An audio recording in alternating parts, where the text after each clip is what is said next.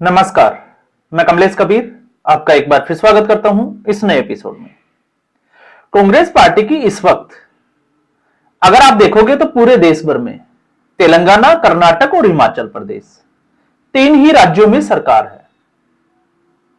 अब ऐसी स्थिति में क्योंकि कुछ लोग जो है वो इस वक्त भारतीय जनता पार्टी के साथ उसकी तुलना कर रहे हैं 2004 से। 2004 में अटल बिहारी वाजपेयी के समय के बाद भारतीय जनता पार्टी सत्ता से बाहर हुई, लेकिन राज्यों में फिर भी भारतीय जनता पार्टी सत्ता में काबिज रही। और यही एक वजह रही कि 2014 आते आते भारतीय जनता पार्टी वापस केंद्र में सत्ता में आने में सफल रही। लेकिन 2014 के बाद से कांग्रेस पार्टी लगातार राज्यों से या तो भारतीय जनता पार्टी ने सत्ता छीन ली या फिर क्षेत्रीय दलों ने कांग्रेस पार्टी को लगभग खत्म करने के कगार पर लाकर खड़ा कर दिया। तो हिमाचल प्रदेश छोटा सा राज्य है। इसके अलावा अगर आप वास्तविक स्थिति को देखोगे तो तेलंगाना को छोड़कर कर्नाटक और हिमाचल दोनों जगह हम ये नहीं कह सकते कि सरकार जो है वो ठीक तरीके से चल रही है। अब ऐसी स्थिति में हिमाचल प्रदेश हो या कर्नाटक हो, चुनाव के बाद क्या होगा उससे पहले हिमाचल प्रदेश जो गारंटियां दी थी वो पूरी नहीं कर पा रही सरकार, और आपको पता ही होगा टॉयलेट टैक्स तक जो है वो लगाने की बात की गई, सरकारी कर्मचारियों की सैलरी तक रोक ली गई, और ठीक ऐसे ही हालात बने कर्नाटका में।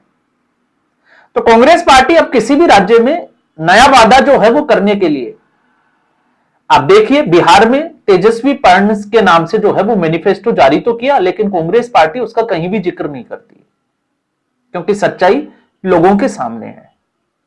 लेकिन उससे भी बड़ी दुविधा जो अब कांग्रेस पार्टी कर्नाटक में निकल कर आ रही है वो अब जो है वो खुलकर चुनौती बनने वाली है।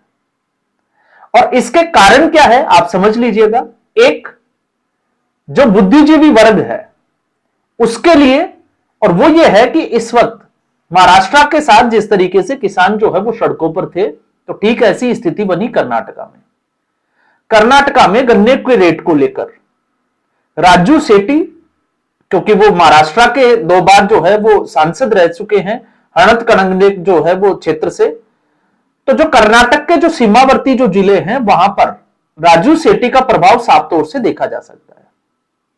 तो नेतृत्व में एक बड़ा आंदोलन हुआ, गन्ना किसान जो है वो सड़कों पर दिखाई दिए, और आखिर में 8 दिन के बाद शुक्रवार को जो है वो सहमति बनी, क्योंकि सरकार को सुबह 8 बजे तक का अल्टीमेटम दिया हुआ था।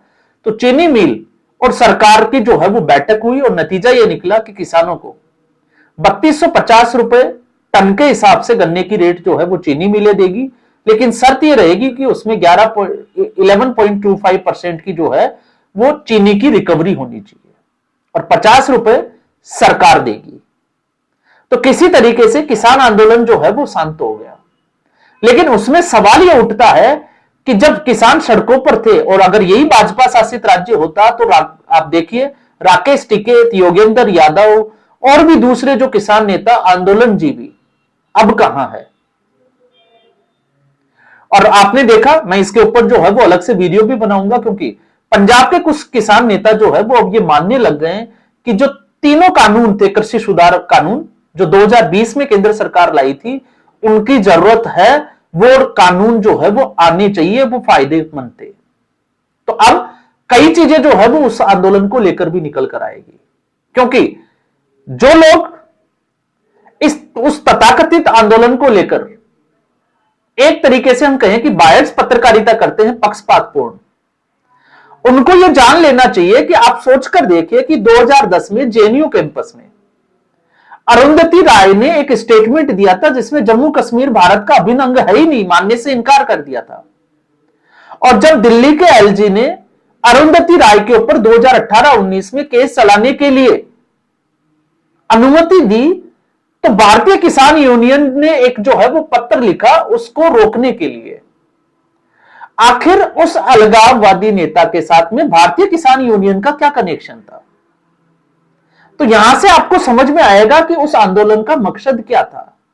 लेकिन सवाल जो है वो अब ये उठता है कि क्या वाकई में उस आंदोलन में जो है वो ये विदेशी फंडिंग के ऊपर जी रहे थे? क्या इनका मकसद सिर्फ और सिर्फ पैसा कमाने का था, राकेश टिकैत जैसे लोगों का?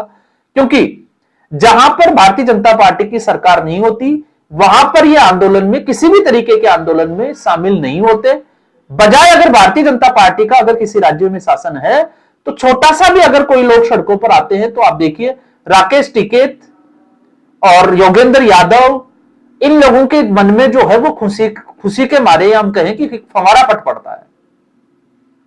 अब दूसरी स्थिति अगर हम समझे कर्नाटक की, तो कर्नाटका में इस वक्त सीएम सिद्धारमैया के खिलाफ अब जो है वो बगावत खुलकर सामने आने लगी है, क्योंकि 20 नवंबर इस सरकार की एक तरीके से डेडलाइन है। डीके शिव कुमार वोट चोरी मुद्दे को लेकर लगातार जो है वो दिल्ली में डेरा जमाए हुए हैं और कयास लगाए जा रहे हैं। और इसी बीच सीएम सिद्धारमैया का भी दौरा होने वाला है 15 नवंबर को दिल्ली में।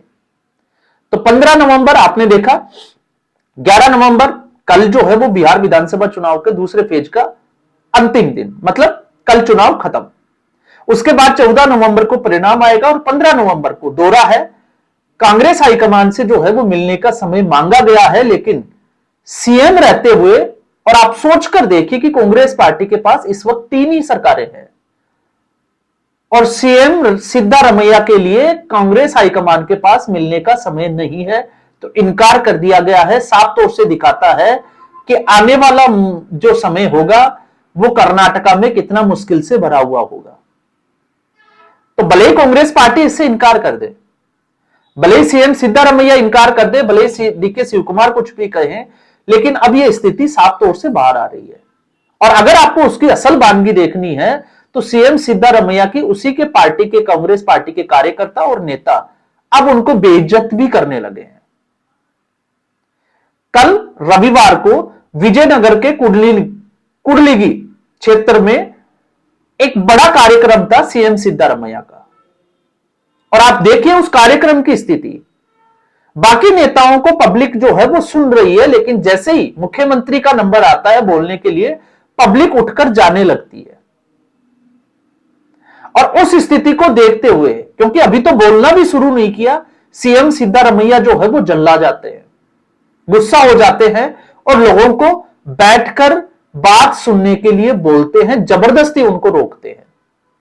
और उनके इस तरीके के बर्ताव के बाद, इस तरीके की घोषणा के बाद लोग वहां रुकते हैं और उसके बाद उनको जो है वो सुनना शुरू करते हैं। तो आप सोचिए कि मुख्यमंत्री का भाषण छोड़कर लोग, जैसे ही मुख्यमंत्री खड़े होते हैं बोलने के लिए, लोग जो है वो कुर्सियों से खड़े होकर जाने लग जाते हैं। तो ये तो खुले तौर से जो है वो मुख्यमंत्री की बेइज्जती करने जैसा है। और अगर उसके भी बाद अगर हम देखते हैं तो आप देखिए कि उस कार्यक्रम में कांग्रेस पार्टी के ही कार्यकर्ता थे, उसी के समर्थक शामिल थे। तो सीएम सिद्धारमैया ने हाईकमान को खुश करने के लिए भारतीय जनता पार्टी के ऊपर वो आरोप लगा रहे थे वोट चोरी का, जिसमें आपको पता होगा क्योंकि राहुल गांधी ने भी महादेवपुरा की उस सीट का जिक्र किया था, सेंट्रल बेंगलुरु की महादेवपुरा सीट का, जिसमें एक ही पते पर 80 जो है वो वोटर आईडी बने हुए थे और वो लगातार घर जो है वो किराए पर दिया जाता था। ये जो है वो बाद में फैक्ट चेक में सामने आ गया था, तो इसका जिक्र किया। लेकिन इसके साथ में जिस तरीके से भारतीय जनता पार्टी कांग्रेस पार्टी के ऊपर आरोप लगाती है कि कांग्रेस पार्टी के पास पैसा नहीं है अपने चुनावी गारंटियों को पूरा करने के लिए, बल्कि मैं तो कहूंगा कि सरकारी कर्मचारियों को नौकरी देने के, वो तनख्वाह देने के लिए, ये समस्या जो है वो डीके शिव कुमार ने पहले भी जाहिर की थी। तो ऐसी स्थिति में सीएम सिद्धारमैया जब ये कहते हैं कि हम हर परिवार को जो है वो 200 यूनिट बिजली फ्री दे रहे हैं, और ऐसी स्थिति में कोई भी व्यक्ति जो है वो ना तो ऊपर हाथ उठाता है ना ताली बजाता है। और सीएम सिद्धारमैया बार बार पूछते हैं कि यह सच है या झूठ है। तो जब लोगों का कोई रिएक्शन नहीं आता तो सीएम सिद्धारमैया फिर गुस्से में आ जाते हैं और वो अपने ही नेताओं से पूछते हैं कि आप हाथ क्यों नहीं उठा रहे मेरे समर्थन में। उसके बाद में जो मंच पे बैठे नेता होते हैं वो ऊपर हाथ उठाते हैं। यह स्थिति सीएम सिद्धारमैया की हो गई है। तो सीएम सिद्धारमैया को अब यह साफ तौर से समझ में आ रहा है कि आने वाले समय में गुटबाजी हो या किसी भी तरीके का, क्योंकि यह अब कांग्रेस पार्टी में साफ तौर से दिखाई दे रहा है। अब ऐसी स्थिति में आप देखिए कि कांग्रेस पार्टी का नेतृत्व क्या कर रहा है। कांग्रेस पार्टी का नेतृत्व सिद्धारमैया से मिलने के लिए इनकार कर रहा है। तो फिर यह ठीक स्थिति वैसी होगी जो स्थिति बनी थी ज्योतिरादित्य सिंधिया और कमलनाथ के बीच में। अगर समय रहते हुए कांग्रेस पार्टी की आला कमान उसमें हस्तक्षेप करती और ज्योतिरादित्य सिंधिया को या उसकी नाराजगी को मिटाने का प्रयास करती, तो सत्ता में आई हुई सरकार जो है वो गिरती नहीं। तो कहीं कांग्रेस पार्टी अब जो है वो उसी रास्ते पर तो नहीं चल रही, क्योंकि कांग्रेस पार्टी बिहार में तो तैयारी कर चुकी है, क्योंकि बिहार परिणाम के बाद में साफ तौर से शायद जाहिर है कि वोट चोरी का एक नया जो है वो अध्याय आएगा। लेकिन कर्नाटका में जब सरकार गिर जाएगी बनी बनाई, तो उस स्थिति में कांग्रेस पार्टी के पास क्या बहाना होगा? क्या ऑपरेशन लोटस होगा? और ऑपरेशन लोटस, क्योंकि कोई भी पार्टी हो, कोई भी राजनीतिक दल हो, वो चुनाव लड़ता क्यों है? सत्ता में आने के लिए। और ऐसी स्थिति में अगर कांग्रेस पार्टी टूट जाए और कोई अगर विधायक जो है वो भारतीय जनता पार्टी के साथ चले जाए, तो मुझे नहीं लगता कि भारतीय जनता पार्टी उसको अपने साथ नहीं लेगी, क्योंकि यही तो राजनीति है। और फिर इस राजनीति में जो है वो आरोप लगाए जाएंगे गुजरात की उस लॉबी का। तो कांग्रेस पार्टी इससे कैसे बाहर निकलेगी, ये जो है वो कांग्रेस पार्टी के समझ के इस वक्त तो जो है वो बिल्कुल बाहर नजर आ रहा है। और फिर उसके बाद में अगर कांग्रेस पार्टी की यह स्थिति बन जाती है कर्नाटका में, तो आप सोचकर देखिए कि कांग्रेस पार्टी फिर रेवंत रेड्डी और सुक्खू, तो सीएम सुक्खू की हालत वहां पर अगर आप देखोगे हिमाचल में, तो वो भी ठीक नजर नहीं आ रही है। तो कांग्रेस पार्टी उस रास्ते पर चल पड़ी है जिस रास्ते से सिर्फ और सिर्फ जो है वो अंधेरा ही अंधेरा नजर आता है। कहीं भी कांग्रेस पार्टी का प्रयास जो है वो इस तरीके से नहीं है कि वो इस पूरी जो स्थिति बनी हुई है इसके ऊपर बैठकर जो है वो मंथन कर सके और इसको जो है वो सॉर्ट आउट कर सके। तो आज के एपिसोड में बस इतना ही। उम्मीद करूंगा वीडियो एपिसोड आपको पसंद आया होगा। वीडियो को लाइक करें, शेयर करें, चैनल जरूर सब्सक्राइब करें। धन्यवाद।